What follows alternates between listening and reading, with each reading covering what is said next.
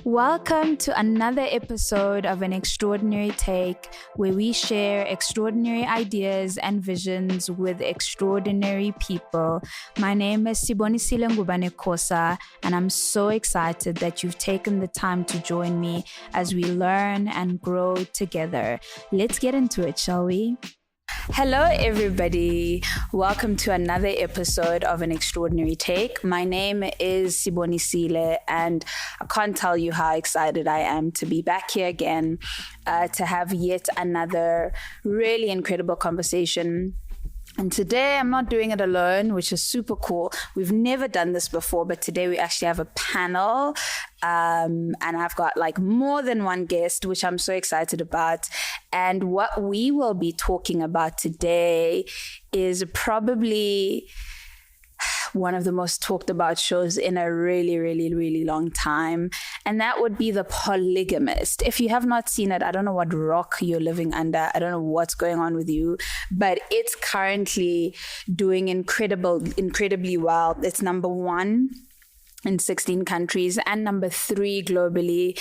And it's really just gotten everybody angry or excited. Well, I don't think anyone's excited. I think mostly angry, triggered, emotional, and just a roller coaster of emotions. And today I really thought it would be important to continue that conversation and be able to essentially represent some of those voices that we're seeing online. And now I'm excited to introduce my guests. I will start with our gentleman there on my left.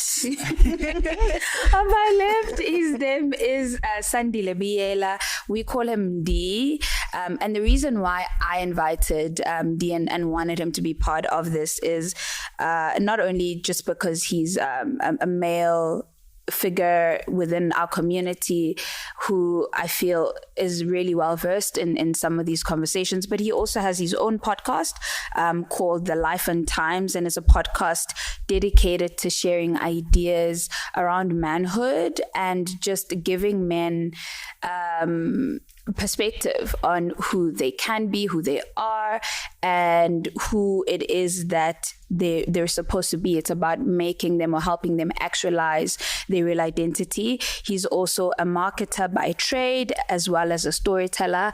Welcome, Andy. Thank you. Thank you for the invitation. It's my pleasure.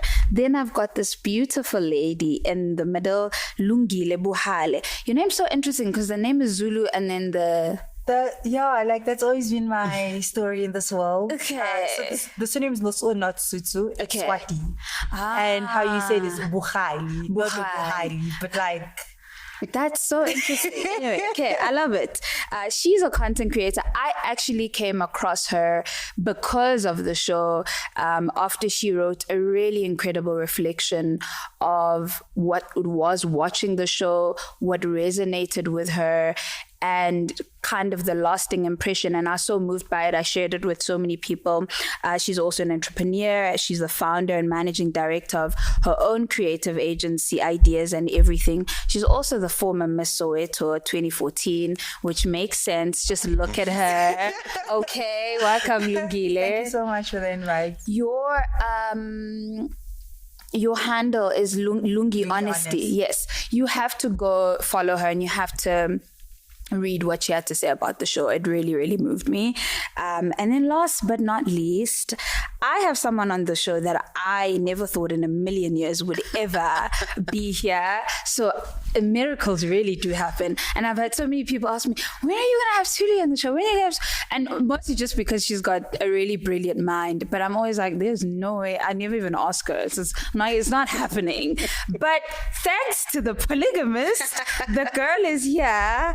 I've got Thuli Zuma, who is a writer, director, executive producer, And particularly for The Polygamist, she was the head of story and the executive producer. So all the feelings you went through, all your mgo, all your trauma, it's her fault. She made it all happen. Welcome. Thank you so much for coming. It is good to be here, finally. Oh, live.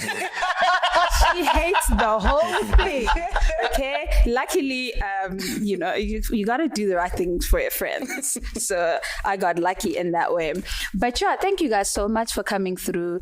If you haven't seen The Polygamist, I don't know if I should say you need to skip this and go watch it first, or I don't know, just watch it. You have to make sure that you watch it. And what I particularly love is that with this podcast, we've got such a wide audience, and a versatile audience. I'm always shocked to see the numbers. We've got people in the US, people in the UK, Kenya, Zimbabwe, all over the world. And so it's also interesting that the show has done so well globally as well. So it will be beneficial for you. But I wanted to start with you, Thuli. Obviously, you put us through the most, but you got to be in the room. You got to actually make it possible, like make what we saw possible. You wrote it with a host of other incredible writers, of course. What was that experience like? Because it was so emotional watching it. I watched it with you and I was hitting you the whole time because I kept saying, no. And I've seen so many people just going, what is going on? What was the atmosphere in the room like? And also, what has it been like seeing the reactions from the people? Because people have had a whole host of different reactions. Was it expected? Did you guys foresee it coming? But just you guys being in the room, I mean, we cried, we laughed, we were angry. What was it like for you guys? Everything that everyone experienced watching it, we first experienced in the room trying to write it. Sure. I mean, of course, the show is an adaptation of Sue Nyathi's book, The Polygamist. Yes. So that was the source material we had to start with, and what a great starting point. Yeah.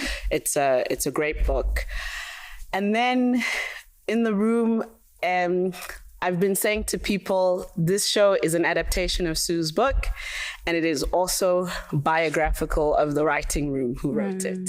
Sure. We were the core writing team. We were the ones who were meeting weekly. We were 5 women, all Black women, and Jonasi by 6, we were all Black women. Yeah, that's all.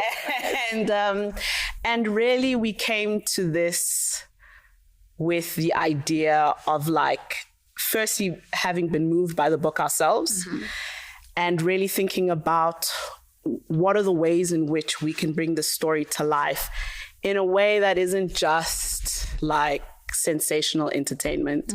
But I mean, of course, that is also what we're after, but with a cord of truth.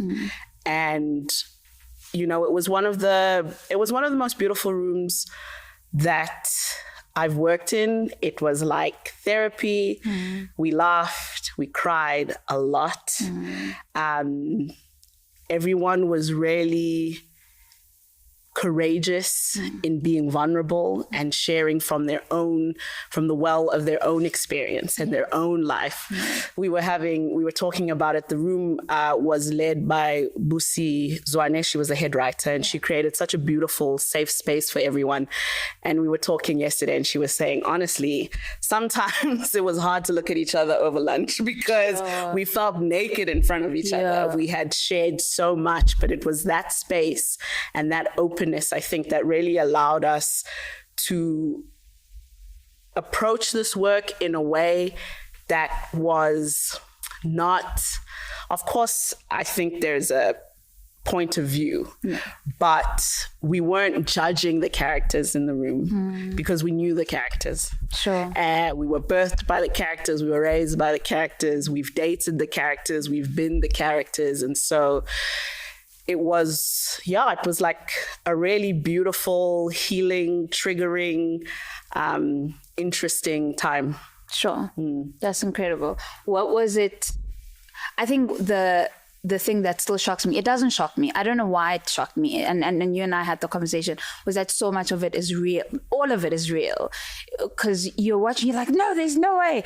Then we'd pause and then we'd have a conversation and Thuli was like, girl, there is. This is the way in your own life. And I was like, ooh. Hey, what was it like for you, Ndi, watching this? Because I know you as a very traditional Zulu man who part of, and you could correct me if I'm wrong, part of what your work in the space is ensuring that we don't neglect the real and true identity of what indoda is historically, but even as we go into, there's so much that's now modern, and I've seen you on your podcast discuss like how is it that men show up in all of these when so many of the rules have changed and things like that. So part of what you do is really having conversations that are about men and that are for men, but also allow women to have a perspective and gaze at what your lived experience is. What was it like watching the portrayal of Jonas, and what are some of, the emotions and the expressions that you kind of had just watching that happen and watching the show come to life? Because when I asked you, like, yeah, I try to avoid it, but there's too much peer pressure. So I'm like, why does he even want to avoid it? But anyway, what was the experience like for you? Yeah, no, it was unavoidable. Yeah. One, I was curious. Then a part of me was a bit annoyed. Curious because I've seen, and I think we've all, to some degree, we've seen content and stories we put out there that had a real opportunity to spark something and really move the needle. And the opportunity was missed. So like those, when I watched The Polygamist, I was like, okay, this is another opportunity. I'm curious to see what we're going to do with it. And it's relieving to me to see that there is traction, there is movement, this conversation in itself, evidence of that. So still am curious to see how far we can go as far as, okay, let's really get into this thing. Let's really have this conversation. Let's really move this needle at the very best attempt to. So curious in that way. Furious because of all of the things that I was hearing, men and women alike.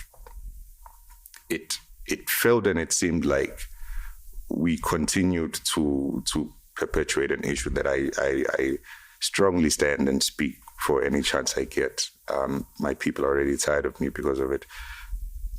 When Jonas was a boy, from episode 1, okay, like 5 minutes in, okay, this is a boy. And as a result, when I realized that, few things he did actually surprised me, because I expect boys to be boyish. I expect boys to be that. I expect boys to honor and worship their egos and self-interest and the narcissism. So my frustration came from seeing people referring or considering him or putting the expectations of a man onto a boy. Because to me, that's again, it's a continuous issue that I have in society of we're looking at boys and treating them as men and then turning around being flabbergasted or angry or offended when they fail to step up to the plate, when from the beginning they were never supposed to be in these positions. We just gave them more than they could handle. We allowed them to swindle us and convince us that they're men, maybe because they have good jobs, maybe because they have a healthy bank balance, maybe because they come from prominent families, but we allowed boys to facade and pretend to be men. And okay, cool, you're a man. I'm expecting these manly things from you. And then they never hold up. And then we're like, oh, men are trash, men are failing. It's like, no, boys are failing to be men. It's not men. But yeah, we could go until nightfall. But yeah, those were my two primary emotions, the curiosity and then the frustration from that aspect. But the conversation still goes on, so yeah. I know she wants to say something. Yeah, no, I just have a clarity-seeking question. I wonder what makes I think most people looking at Jonasi would be like, yes, that is a man. Yeah. And so I'm curious about your characterization that, well, no, he's not a man, he's a boy. And so what do you expect? And so what I'm wondering is like, but what is the definition? I think I've missed something. Yeah. Because, No, fair. And that's the common thing that we fall into. As soon as I become a certain age, I'm automatically a man by society standards, by what we've now normalized, which is not the truth. Because again, a man is not just your physical form or your age. A man is the soul and the spirit within your perspective, your mindset, how you act, how you move, your capacity to take responsibility, accountability, self-reflect, protect, guide, teach, lead. All of these things, they encompass what it is to be a man. And so when I say we've allowed boys to parade as men, simply because I'm now 45 and I have 7-figure salary, I'm a man, and it's a nuanced, somewhat definition or perspective, because it's not necessarily in black and white, but it's behavior in a nutshell. The difference between a man and a boy's behavior. And one of the things that Jonas clearly, from my experiences, is weird having a conversation with you, because I feel like I'm challenging the professor. But but one of the things that again stood out with Jonas is that in everything that he did, he never did things with the people around him. He did for them and he did to them. And that's one of the things that any man, I don't even believe in qualifying a good or a real man. A man understands that it's not enough to just provide and give and do to or for. I need to be here with you. Sometimes I just need to sit with you and experience these emotions. Sometimes I just need to listen to you. Sometimes I need to plead with you and be soft with you. And and you sacrifice your ego, and you're able and you have the capacity to, step back, let her have this moment, let her shine, let her vent, let her get out. But you experience with your family and your partner. Boys don't do that. They cannot do that. They don't have the capacity to do that because their ego won't allow it. Their pride doesn't allow it, because you have to maintain this facade of, I am this, and all a boy ever wants to do is just to be perceived as a man, to be respected as a man, to be treated like a man, without understanding the responsibilities that come with being a man. Only a man knows that. So a boy will pretend. He'll do everything that he thinks men do. So he'll never do with you. He'll just do it to you or do it for you, which was a common thing that I saw in Jonas throughout. Like, he's doing everything to them or he's doing everything for them, but he's not doing anything with them. So I don't know if that's...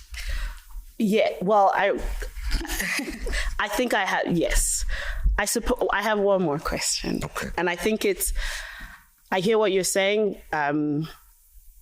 By your definition, what defines a man is behavior. That's what separates a man from a boy. Mindset too, but ultimately into, yes. Behavior. Yeah. And what I'm wondering is, if by framing it like, these aren't men anyway, these are boys. Why are we concerning ourselves with boys? Why are we expecting man things from boys? We're actually kind of shutting down an avenue for change to say like, you're not a man, you're actually a boy. So let me just talk to men. And then as it turns out, by my definition, if you're a man, if you do right, you're a man. So there's actually no conversation to be had because you're already doing the right things. Yeah.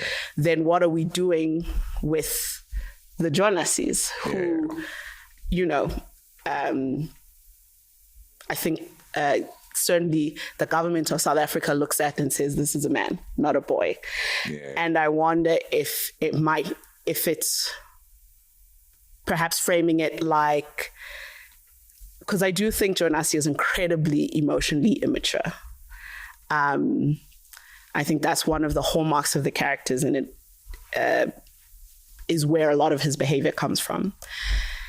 And I wonder if it's not that Jonasi was a boy who everyone was expecting to be a man, but it was that Jonasi was a man who wanted to behave like a boy, say, who was behaving immaturely. Because I think that framing, then you're able to have a conversation to say like, okay, you are a man, but you're not doing the things a man ought to do. That is identifying what the problem is, and now we can talk about what the solution is. But if you're saying, well, you're not a man, you're just a boy, then there's no problem, because who can expect a boy to be a man? Then the problem is everyone around Jonasi expecting him to be a man when he's a boy. And I feel like that kind of absolves him of any responsibility. I'm going to let you sit with that. No, of course. But I think... yeah, part of it is what it also lands as is that it then takes away the onus and the responsibility from said, and I get what you're saying, because I have heard that in conversations where it's like umfanalo, type of thing. But that's not how we were raised. That's not how we've ever perceived the man and boy conversation to be. So it is something that I think definitely needs to be unpacked more, because it's not something that ordinarily is understood or accepted in the same way, which is why if you meet a Jonas, so much of what he's able to get away with is because he is a man. He is considered a man and takes the space of a man. And also just like biologically, when you say, this is a man, this is a woman, or whatever the case is, we then think at a certain age, we don't necessarily go into characteristics. It's just what you are, a man, and then how you act is then based on your character, how the kind of person that you are, and whether you're kind, you're good, all the things. Just like a woman can be a woman and still, act, and I don't know if you then say girl, but still act in a way that is not considerate of others. I don't know if we then take away the title of her being a woman by virtue of those actions. So it is, I think, interesting, and we'll definitely get back to it. But I wanted to go to you, Lungile, because what I think I found interesting about your reflections of the show, because I'm asking everybody what it was like, right? Watching it, and we've heard Ndi's perspective as well as Thuli's. What was interesting about your reflection is how you saw so much of yourself in so many of the different characters. And can you unpack that in terms of like how you got to that realization? What are some of the similarities, especially for somebody who hasn't read, what you wrote? But you talk about, my dad was a Jonas, and then going into making judgments about your mom being a Joyce, and then finding yourself in the same position and sort of repeating similar patterns. Just take us through your experience of watching the show, because I'm sure it must have been a lot for you. So all my friends were watching the show, and I was like, let me just go into this bandwagon. Yeah. See what it's all about. Yeah. So I watched first 5 episodes. I'm numb, completely numb. I'm not, like, I can tell there's a lot going on, but I couldn't receive it. Sure. I get to episode 15. That's when I started feeling triggered, and I could see a lot of myself. And the reason I think I was numb between episode 1 and 15 is because none of the things that were happening shocked me. I had experienced, I've seen, I've been either one of those characters that it was almost like, so okay. And for me, that was also alarming, that it only took me to get to episode 15 to be like, crap, this is actually a lot. I think by the time I got to a later stage of watching the episodes, I got very disgruntled and angry, like he mentioned, right? So I think part of the anger was realizing that we are normalizing things that aren't normal. And that for me made me angry. So part of what I shared was I saw myself, I think, in all the characters in some form or some way, right? And I think one character that I think I stayed with was Usara. I'm a child who was born out of wedlock. I discovered that I had a brother when I was 13. And then in that same year, then I found out that my dad was actually married and had 2 kids somewhere else. Every time I'd ever ask my dad, when can I come see you, or when can I come to your place? Because I didn't know where my dad lived.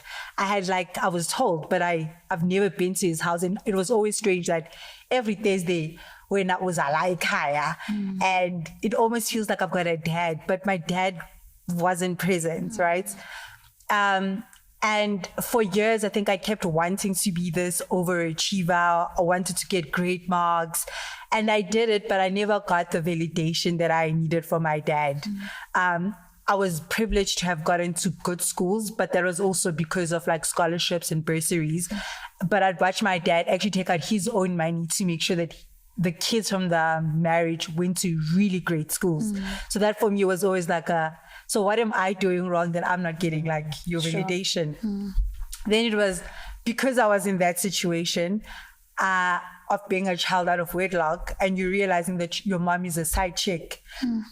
That's all I've ever then seen or like heard, that when I became in a position, or when I became a mother, the same thing she said to me was, it's not the first time, you're the first and you're not the last woman it's going to happen to. And for me, that's a bit shocking that like, I'm in a lot of pain, kala every day, can't believe I'm going to be a single mom. And that's what I'm hearing from you.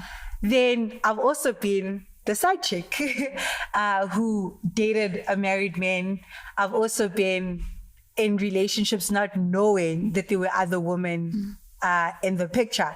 So I saw a lot of myself in all those characters, and it was very scary that I've experienced, I've dated, I've been a child of, and I'm a product of that entire polygamy situation. Sure. Yeah. I think so many people, by the way, resonate with that. But truly, what I also found interesting was that there's like almost maybe 2 camps. There could be more, but you find people like Lungile who watch the story, who go eventually, oh my goodness, that's me.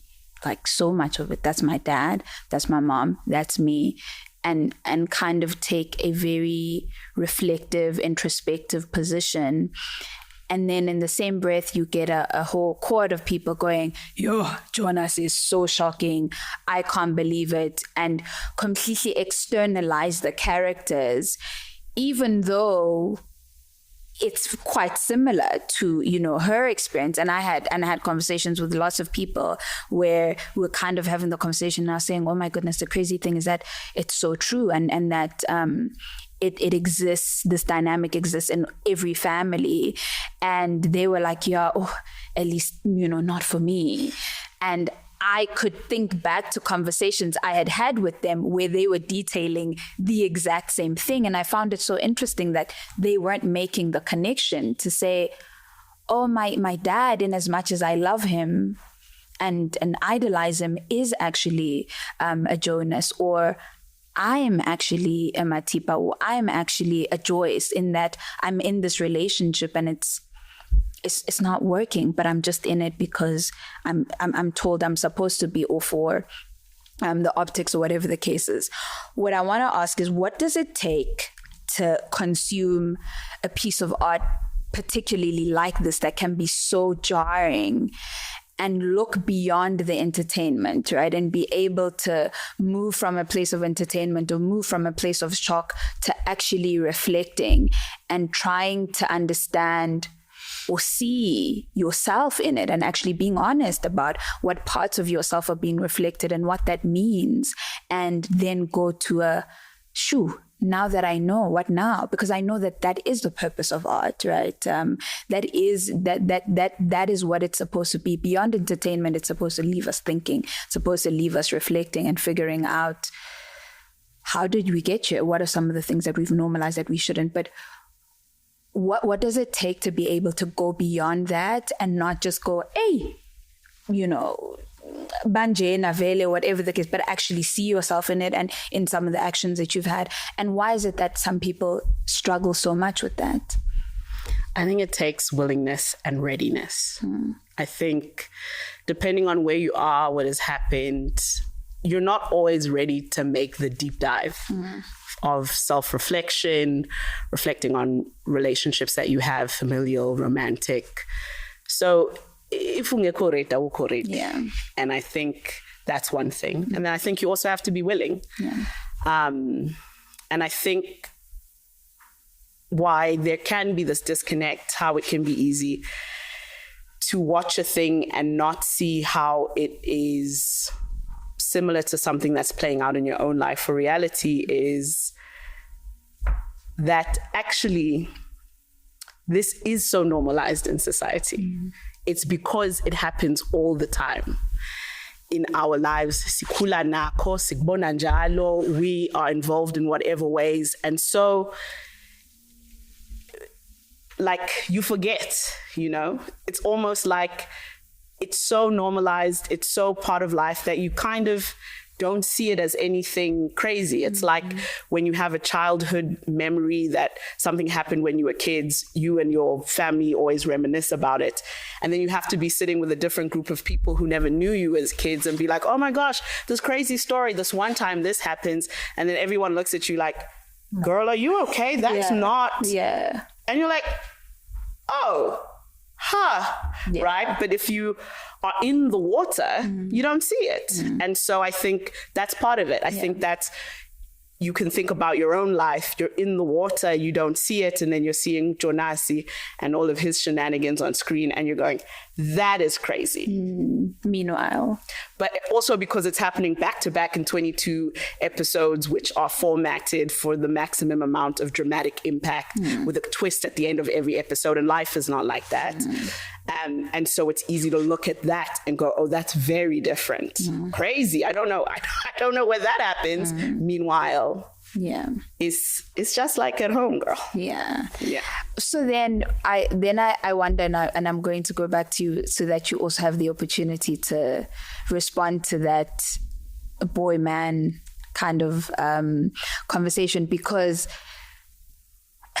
if the idea is that every Jonas that we know in the world across the board, because that's what's also been interesting. I thought it would just be us as the blacks, as the blacks resonating, but we're all in the soup, all kinds of people. I mean, with an exception of, I think I've seen a lot of people in the US being like, what is going on? And we're like, girl, it's a real story. It's real. None of it is a lie. But so many people from across different cultures, countries are coming on saying, oh yeah, that was my life. My dad is that. My mom had this experience. I had this experience. If your summation of that is that every Jonas is a boy, why is it such a prevalent thing? Why is it so common?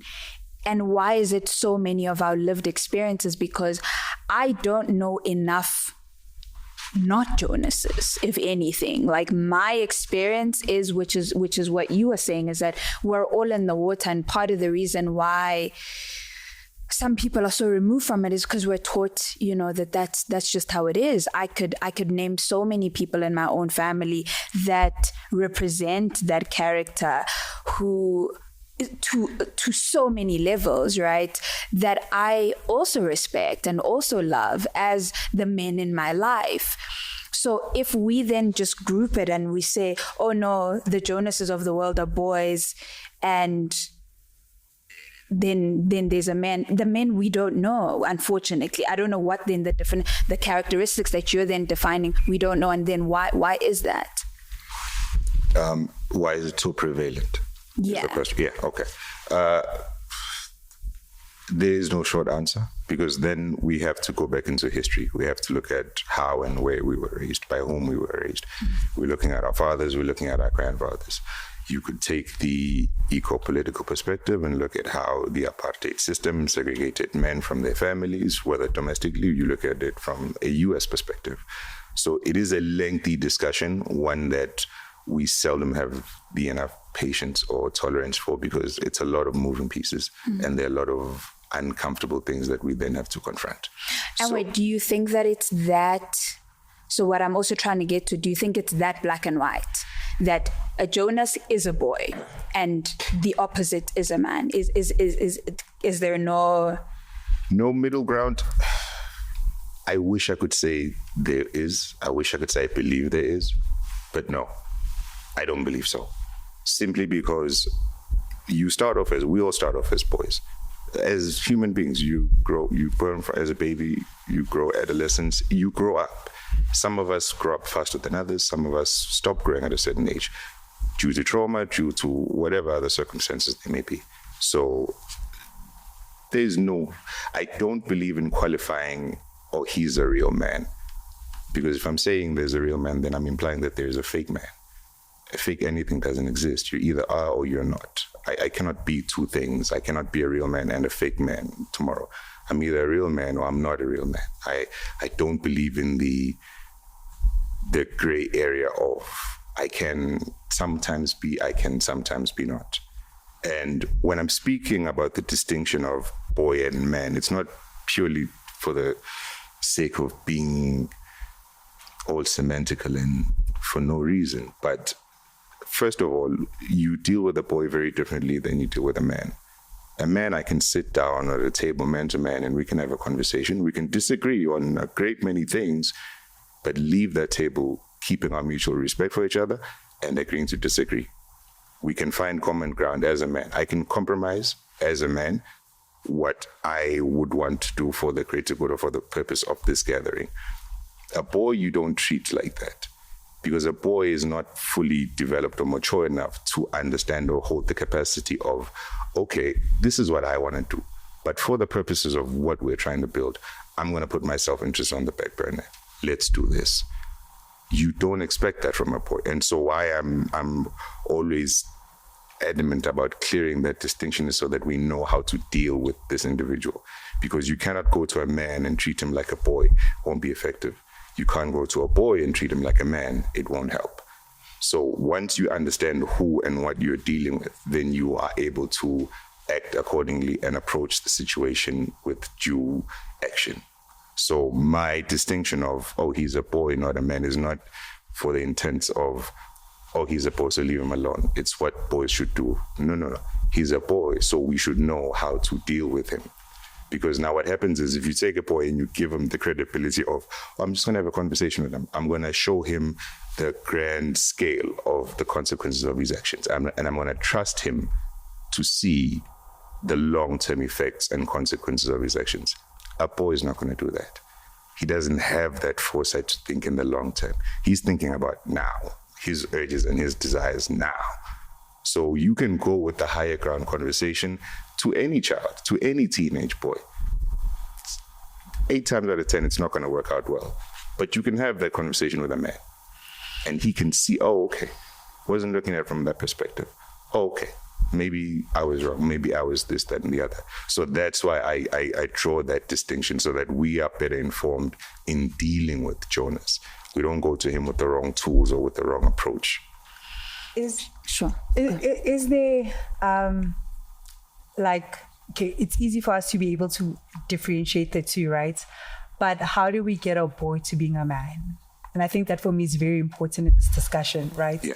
Because we can spend like a lot of time having to differentiate the two characteristics, and then you will fall back into history, into societal norms, into single mothers raising boy children differently than like separate coupled marriages or coupled families. We can go through, but like if I can strongly identify a boy, how do we get him to being a man? Well, that is the conversation that I always try to find myself in the center of, because that is the job of men. Because another issue that we have is we are expecting women to raise boys and raise men. which is not their portion, respectfully. A boy learns how to be a man from men, whether his biological fathers or father figures or male figures around him. So in the absence of such, he sources any child. You source information from where you can get it. If it's not going to be constructive, it's going to be unconstructive or deconstructive, but you're going to source something. A child is going to learn something. If he doesn't have the positive things to learn, he's going to learn the negative, but they are going to learn something. So in the absence of the positive figures in and around them, then you take whatever you have access to. That's why a child who doesn't have a strong parent or father figure at home is going to learn from the streets, because the child is just going to consume and they're going to learn. So you're saying that boys who are raised by women cannot become men? No. Not cannot. Because you're saying a woman can't teach? Not fully, not its entirety, no. In the same way that I can't teach my daughter how to be a woman.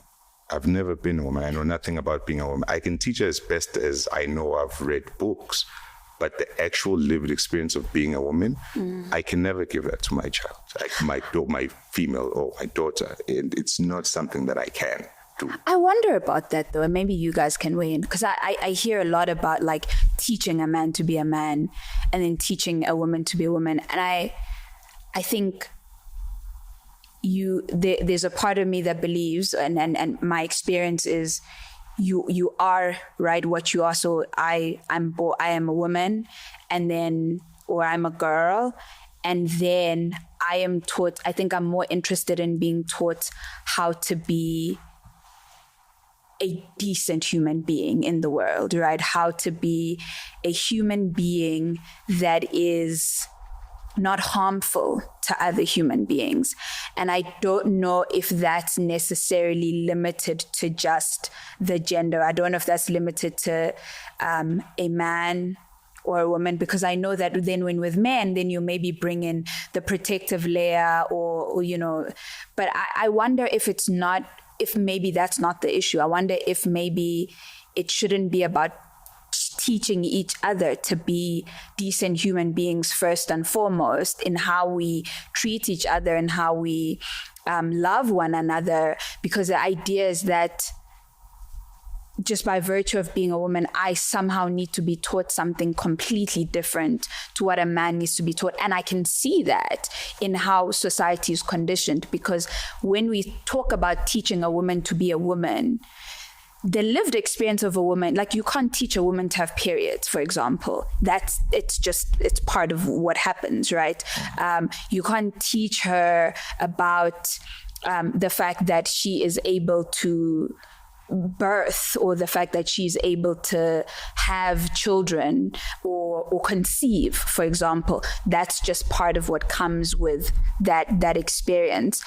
When it comes to the teaching, my experience of the teaching is then usually when we're talking about marriage and we're talking about the different gender roles that often come up later on in life. So I don't know where I stand when it comes to this teaching a man to be a man, because then it becomes so limited, because I think the stats are over 65% of households are woman-headed households. And the men or the boys are not there to do that. So if that limitation is there, or if that limit is just that only men can teach, or the majority of that teaching has to come from men, but the men aren't there, then I don't know how we can move from there, because then what you're saying to a Lungi who's a single mom is, you're kind of screwed, girl. Like what's going to happen to your son is not, I don't know. I think you ladies can also just weigh in on that. Yeah.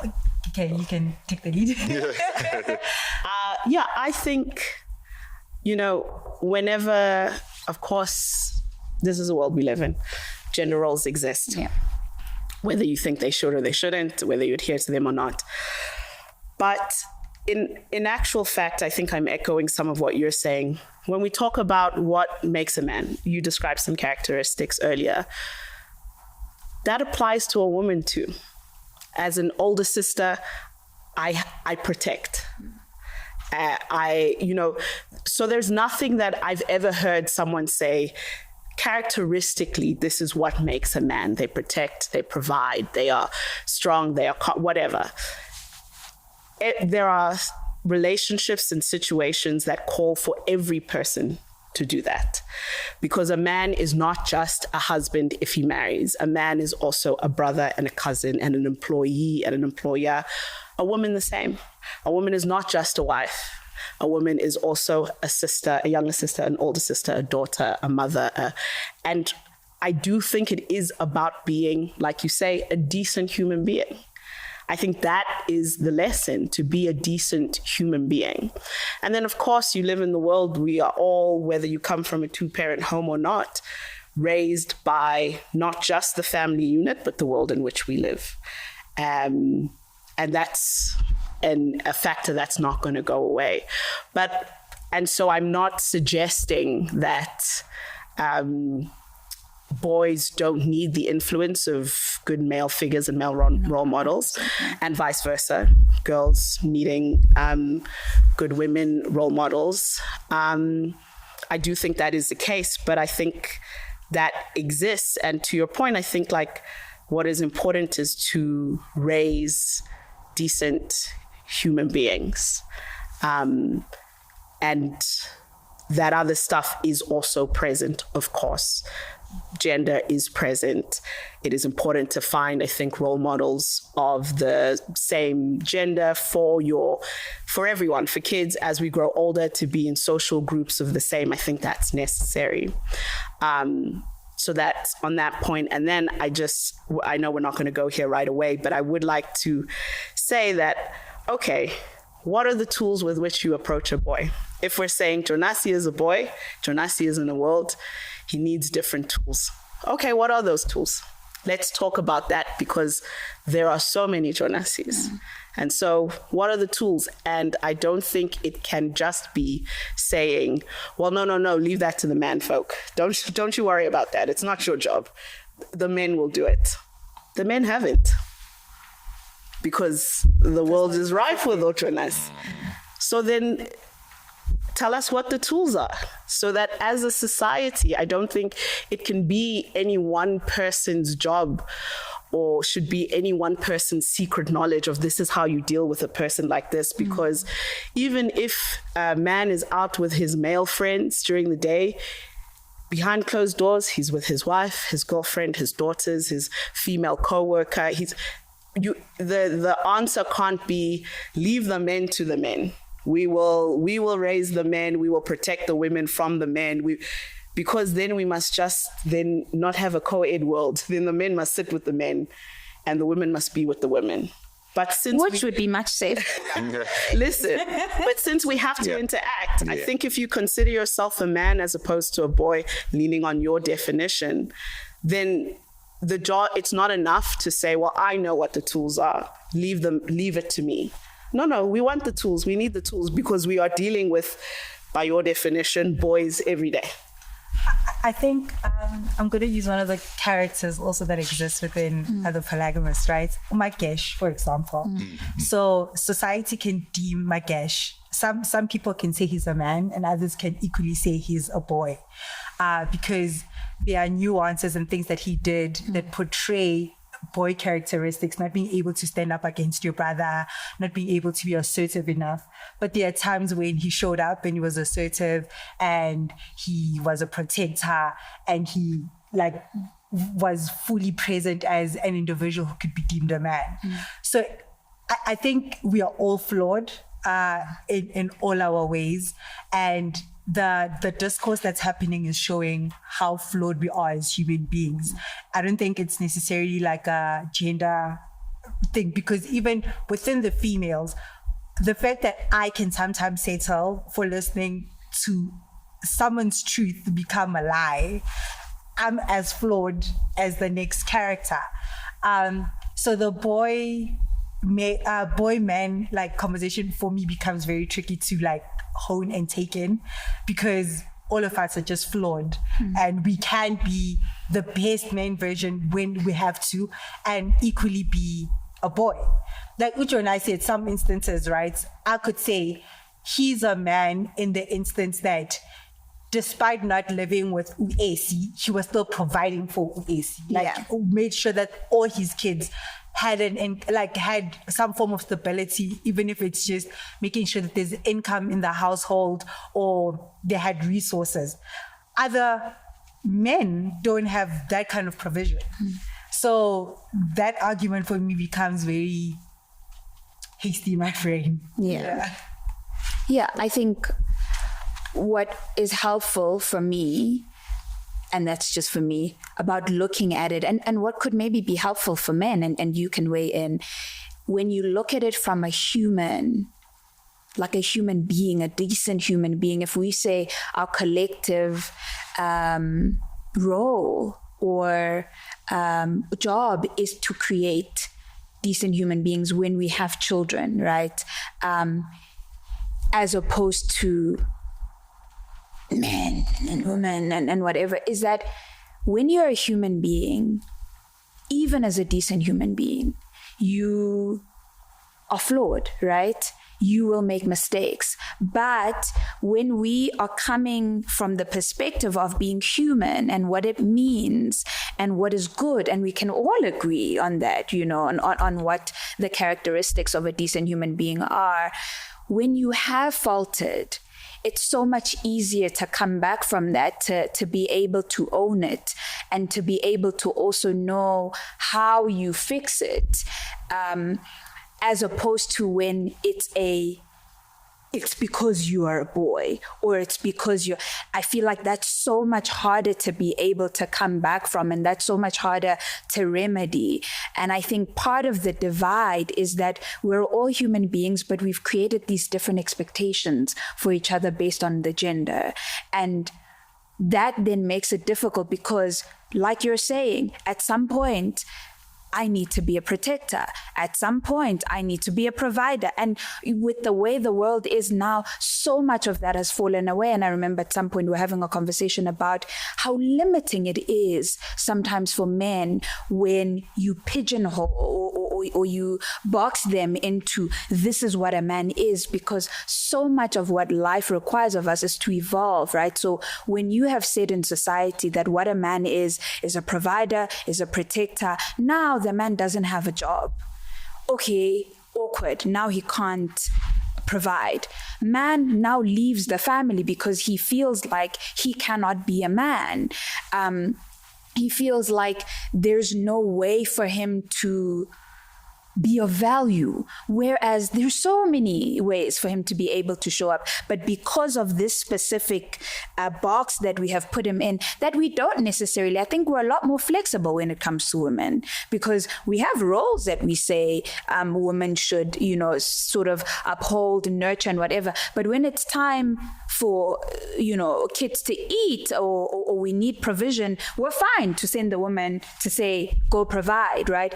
I don't know why we don't have the same flexibility when it comes to men, because then what we're saying is it's a human thing. If we can say provision is a human thing, protection is a human thing, some can do it better than others, both men and women. I feel like that's a better conversation to come from, because then it allows people to figure out or to widen the lens and the scope of which they can be of value to one another. And then the decency part of it comes from whether I'm a man or a woman, I deserve a level of honesty, right? I deserve being respected. I deserve being protected. A man, there's a different way that as a man, you need and you deserve protection from or from your partner, from your dad, from your mom, in different ways. And if that can be something, an umbrella that we kind of use for everybody, it allows us then to, I think, move from a better place. But I'll allow you to then weigh in here. Look, I will agree with you in so far as we do have an issue of definitions and comprehensions of these terms we play around with, protection, leading, and so on and so forth. When we speak, or when I speak of protection and leadership and guidance and teaching, I speak more than anything to the principle of it. The way my grandfather and my father protected and provided for my grandmother and my mother is not the way that I protect and provide for my wife. The dangers that my grandmother faced are not the dangers that my wife faces. He protected in his version according to his time and period. I protect in a different version. My wife does not face the same threats. He provided certain things based on the times they were living. I'm providing certain things that are relevant to the times we're living in now. So in cases, and I often also, I don't like them when men are made to feel less than simply because they don't have a job, they don't have the income, and so on and so forth. Because again, of that limited and that narrow perspective of provision, as a man, once you understand or once you grow into becoming a man, you understand that your being is not tied to what you physically have or what you can put on the table. Even if I was in a situation where I'm unemployed and my wife works, there are still a plethora of things that I can provide for her. I can provide counsel, I can provide guidance, I can provide stability, I can provide vision, I can provide hope, I can provide confidence, I can provide assurance. My provision is not limited to the bank account or the money that I bring on the table. And that's why I speak to, when we're saying a man is a protector and a provider, we don't purely mean in the physical sense. And as I was saying, when I was defining a man, the mindset of a man, the essence of a man is not just the flesh, how bulky I am. It's not the question. And yes, along the line, we've distorted it and we've strayed away from the definition to a man is just this. If you don't have money, you're not a man. If you're not this, then you're not. And that is a part of the problem, a big part of the problem, because it also exists among man-on-man relationships, even outside of just women, because of that perception of, oh, you only get paid 17,000 a month, you're not a man. Talk to me when you get 40K above. So that is an issue that we, again, men need to deal with amongst themselves. And why I say that is because, for better or worse, we're living in a society and in a world where boys listen to men. Boys look up to other men or male figures. Seldom do boys look up to women. Not necessarily as in a bad tense, but as a young boy, I see an older man, I want to be like him. I want to be like that. I emulate that behavior. I also want to be a good man. I also want to be a man with a... So the reason why I'm saying men need to deal with men is because these young boys listen to older men. For better or worse, that's the world we're living in. And so it's not a question of we are hiding the tools to deal with them. For one, to start, that's who they listen to. And, absolutely women can have and know the tools. And one of which I would say to deal with boys in their performance and performative behaviors, we don't give them an audience. We don't entertain the shenanigans. We don't play impressed by the games that they play. And how does that work when that boy is my father? When? That boy is my father. When that boy is your father. Yeah, you're saying you don't entertain them, you don't give them an audience as a child. It's the same thing. It's the same. If you are of age or you are aware enough to see or distinguish that, oh, my father is this, that, or is behaving or moving in this way and that, the other, whether your mother is present in that situation or not. The idea of it, though, is we don't give this thing the attention and the witnesses, because this is... But what does that mean, D? Here's what I'm saying. Okay, let me give you a practical example. Sure. So I'm me. I have a good job. I have great money. Yeah. I drive a fancy car. Yeah. So I walk into a room and I flaunt and flash my materials. I'm flashing that to get the attention that I'm seeking. I'm flashing that to impress, right? I'm flashing that to be seen, to be the big bravado man in the room. Okay. Now, if I'm not given that attention, it defeats the whole purpose. How do I not give you attention when you're beating me? How do, like when that's the behavior? What does it look like for you to not give it attention, to not what was it that you said? Yeah, you don't give it attention, and then it defeats the purpose. If you are an abusive father, which we know, I mean, we've got hectic cases of gender-based violence in our country, or you are cheating all the time. What does it look like for me in that home to not give attention to that? In that behavior? situation, it's not necessarily just the giving attention. Then that goes to what I'm saying when I'm saying men need to deal with boys. Because now, if you have a boyfriend or a husband who is physically or otherwise abusive to you, more times than not, he's going to do that to you, won't do that to another man. And this is where I speak to the men have the responsibility to step in and step up in that regard. Because if I have a friend or a brother who is abusive to his partner, and I am made aware of that, it is my responsibility then to step into that situation, because I know, as well as he knows, he can beat his wife. He's not going to come to me with that same energy, because now he's dealing with someone that he perceives and believes is his equal, or someone who actually can beat him up. And so he even himself approaches me with a different energy than he approaches his wife. And that's where I come from when I say men need to take the responsibility of teaching boys because of things like that. I myself growing up, I knew if I wanted to do something outside of the lines, I would take my chances with my mother rather than my father. He intimidates me. Because your mom is less than. I couldn't manipulate my mother. My mother is a softie. If I plead long enough and I play my cards right, my mother will permit me to do it. But I know better than to take that chance with my dad. And these are the things that I'm speaking to when I say men have the responsibility to step in, because for better or worse, we're living in a world where boys look up to men. Boys want to be men. Can I ask, so specifically, for instance, the polygamist. So we see Jonasi, we see how he behaves, how he treats the people in his life. Yes. What is, I'm bringing that up because that's an example we all have in common, because we've watched the show. Yeah. So how do you deal with that? What is the way forward? So you've diagnosed the problem as Jonasi is a boy. Yeah. Jonasi has 3 wives. Jonasi has several children. How do the people in that world deal with that? What is the way forward? Is the only way forward to say, hey, let's go out and find a man, make sure he's not a boy so that he can come and talk to this man who actually is a boy? No. Like what would your remedy or course of action for the people in that world be? In that world, I saw it, I believe they enabled him. Mm-hmm.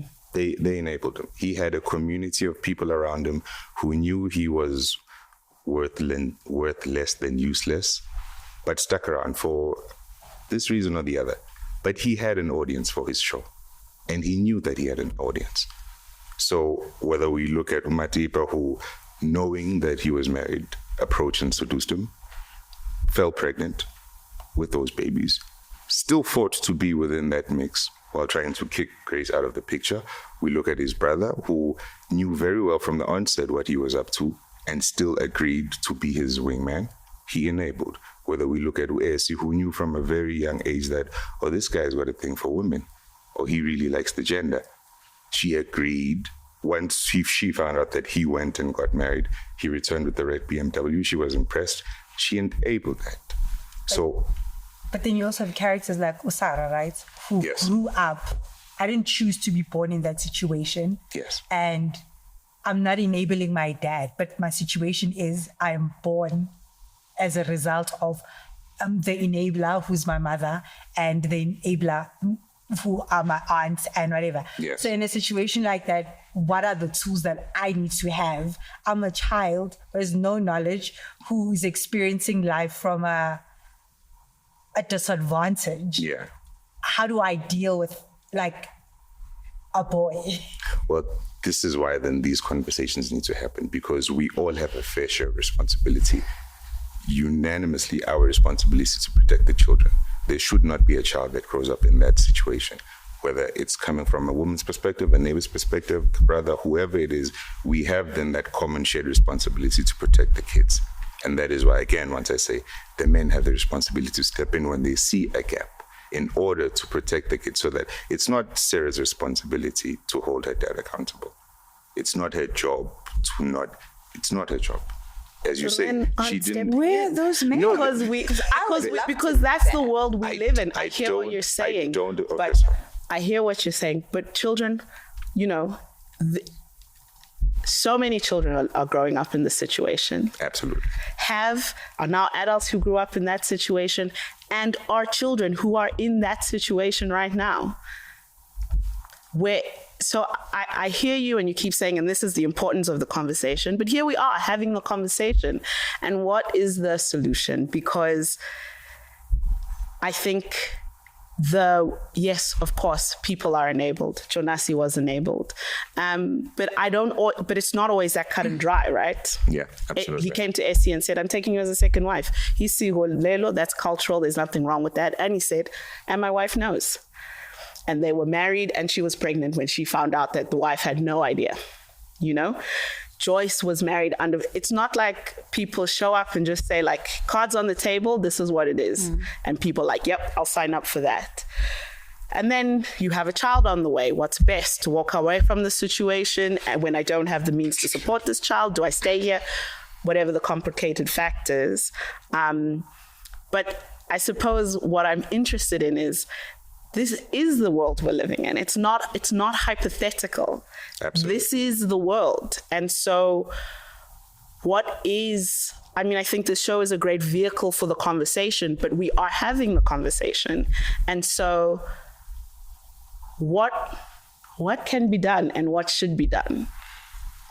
It's a perhaps unfortunate and somewhat painful response, in the sense that it's the responsibility of us, men. And I say that... Hear me.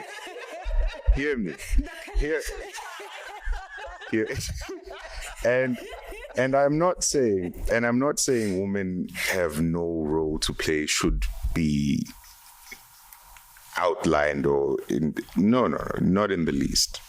We absolutely, and this is again a part of the bigger problem. We're currently in a space where it is a men versus women era, which is a huge problem, I believe, because we need each other. We absolutely need each other, and there's no two ways around it. So all I'm saying is this: as much as we need each other, men have a role to play in fixing these things, because to a very large degree, we are responsible for it getting out of hand. Women have a role to play in fixing this thing, because not as well, they have a part to play, whether as enablers, whether as victims, whatever the case we might be. But all I'm saying is, we ultimately need each other. Men have a responsibility that they need to assume to fix what they have done, and women have a role to play in fixing that. So it's not a question of I'm drawing a blind or sharp border saying men this side, women this side, women just sit idle and let us handle it. Absolutely not. We all need to work together on this. We just need to establish and figure out our roles in fixing whatever problem that we're tabling, saying we have as a society. Sure. That's all I'm saying. When I'm hammering on I'm saying men need to step up and play their part in fixing it, not isolate women because women are useless or women cannot. Absolutely not. I think I hear you. And I just think, again, it doesn't leave us with much to work on or to go with, because you are talking about a solution that is men. And currently, I don't know, I know none that, I know none that could or have stepped in that role. And if I know none, and you maybe know one, or then it means what you're kind of saying is that we're doomed as a world. No. Because if men, or if boys can only learn from men how to not be men, how to be decent human beings, then and there aren't men who are doing this teaching, and there aren't tools, right? Because I still have not heard what the tools are. Then it kind of leaves us at a great disadvantage, because it means 50 years from now, we're still going to be having this conversation, right? And I guess that's the sad part. And you did say, when you were answering the question, to say this is a very sad one, but it requires men. I don't necessarily agree. I think it requires decent human beings, and I think we all have a responsibility to be that.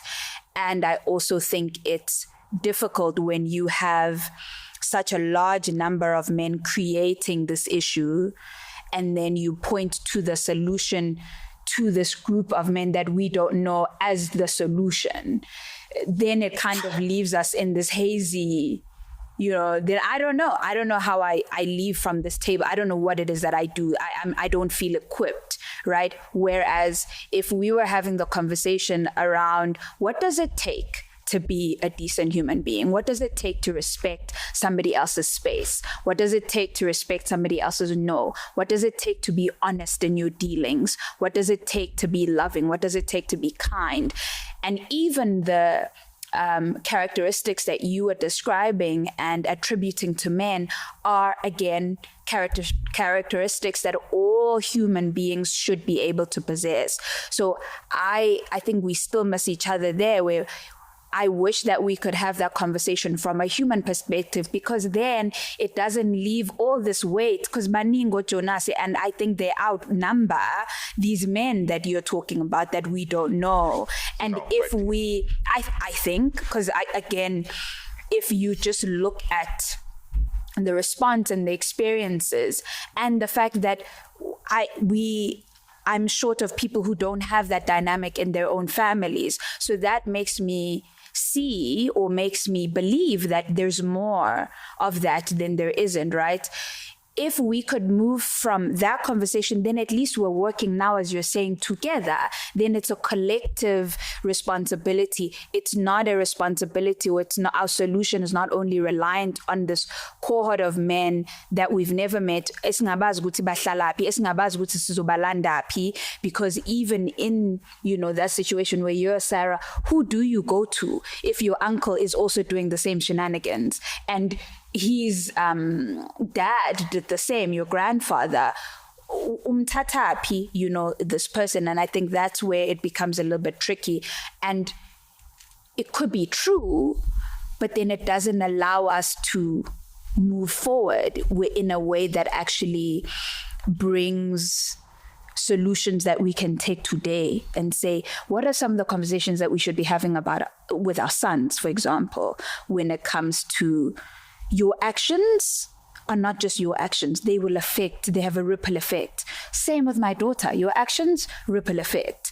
And that then makes him realize, if I sleep with a so-and-so and I don't use protection and then I sleep with, it's not just a me thing. What does it mean when we give responsibility beyond ourselves, right? When it's like, you don't just carry you carry all the people. Just like we used to have, I had this conversation with you, I said, you're a representative of Abagwa Biyela. Not Amadoda Biyela, Abagwa Biyela. There is a culture, there's a way of doing that Abagwa Biyela have. There are things that we've taught you in this home. And Gobo Puma, we want you to be able to embody that. We want you to be able to ensure that you become that. And I think if we're having, that's from a human perspective, right? Yeah. What does it look like to have that conversation with all? I'm not saying there isn't a nuance or specifications that boys need or specifications that girls need, but I think if we start on that human basis, we've done a much better job.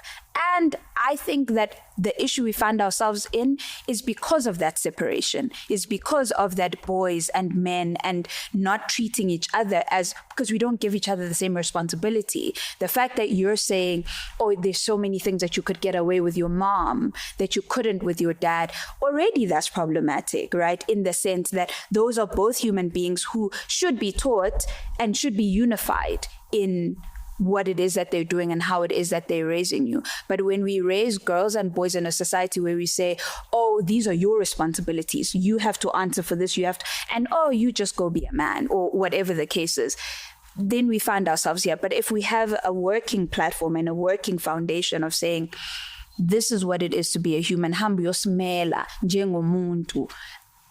feel like it's a little bit better. But I know you wanted to speak. I wanted to move us from that to part of a huge part of what happens in the story is because of Jonas's infidelity, right? Which then goes on to affect so many other people in his life. And in your post, you spoke about being in that experience, or your mom being with somebody who was married and you growing up in that space, and then you speak about the experience of being cheated on and how you kind of go towards yourself as a person to blame. You know, you started asking like, what's wrong with me? What did I do wrong? How did I let this happen? What did I miss, right? But in the same breath, we see that from Jonas, infidelity is not about the individual person. No one is exempt. Jonas cheats on everyone, right? And I think part of like Matipa's experience was thinking that, you know, it would be different for her because of whatever it is that she felt that she possessed. And so we now know that the conversation can never be, or is very limited if you look at what have you done, what did you miss as a woman. If that is the man's character, if you are with a Jonas, they will cheat, regardless of whether you're the old wife or the new wife or the middle wife or whatever the case is. But I wanted to ask you from your experience, one, why do you think, and you guys could also weigh in here, why do you think women work so hard to protect relationships where there is infidelity, and as your mom did, and then you found yourself doing, and even go so far as blaming themselves for this infidelity? Like, I'm gonna stay.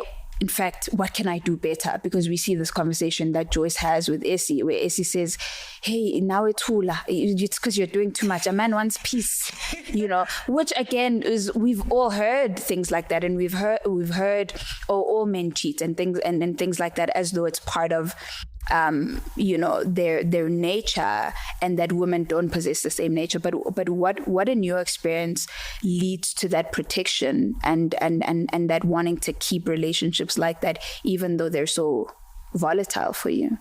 So I did introspective work like I normally do, right? Yeah. And I reflected on the first time I had a relationship that broke me into a little human being. So I was 25, very naive. I'd only dated 2 guys before I met this particular man. And a lot of who he was a lie, because I didn't know a lot about who he was. Sure. 8-9 months into the relationship, I discovered that he was married. Closer to my pregnancy, then it's discovering that he had 6 other kids I knew nothing about, and I'm already pregnant. And while in that relationship, I also then discovered that he was actually seeing other people and he was cheating. And constantly I was told lies, right? So my brain firstly wasn't giving permission to exercise its own freedom. So that invalidates my my EQ and IQ like on a major level. Yeah. So now I'm always constantly worried about, do I even know how to tell someone's character? Am I able to see when somebody is lying? And then that plays with my mental health and like me being able to see the world for what it is. And I think that experience then took away my naivety, because I think I was very naive, and I think like life is just very... Yeah. And then when that happened, I think I was celibate for another 3 years, did not touch a man. And then when the first relationship, I was like, oh, I'm okay, now let me allow myself to date. The guy lied.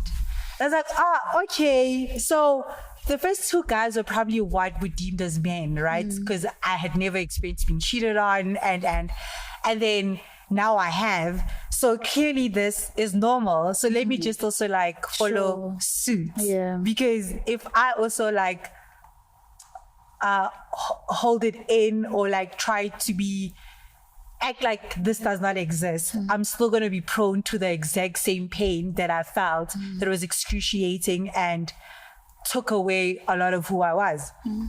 I think part of me, like when I then went through all these different relationships after that, I was cheated on and I questioned myself. More of it was, I no longer trusted that I knew how to make good decisions, because people lied from inception.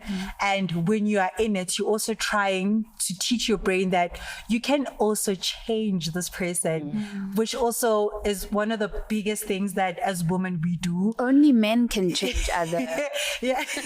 I think. So there's so there's this nature to nurture, and you want to nurture somebody's like thought process and just like, no, there's surely nothing wrong with me. And can I show you that if you just treated me this way and I allowed you to treat me this way, you'll see me for who I really am and not for what like you think I am. So a lot of that comes with not trusting yourself and the power that you possess. Thuli? Yeah. I think we live in a world which inherently values men above women. And I think that is fundamentally the problem. I think that's why men behave towards women the way they do. Of course, I'm speaking in sweeping generalities. Sure.